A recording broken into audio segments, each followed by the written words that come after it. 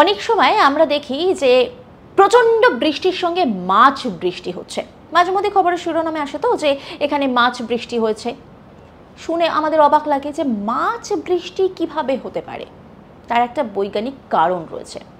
যখন প্রবল ঘূর্ণিঝড় টর্নেডো সৃষ্টি হয়, ঠিক সেই সময় যখন জল মেঘে পুঞ্জীভূত হয়, যে জলাশয় থেকে জলটা নেওয়া হয় সেইখানে যে মাছটা থাকে সেইগুলোকেও কিন্তু ইমপ্যাক্ট করে, যে কারণের জন্য সেই মেঘ থেকে যখন বৃষ্টি হয় তখন কিন্তু সেই মাছগুলো আকাশ থেকে পড়ে, যাকে সাধারণভাবে আমরা বলি যে মাছ বৃষ্টি হচ্ছে।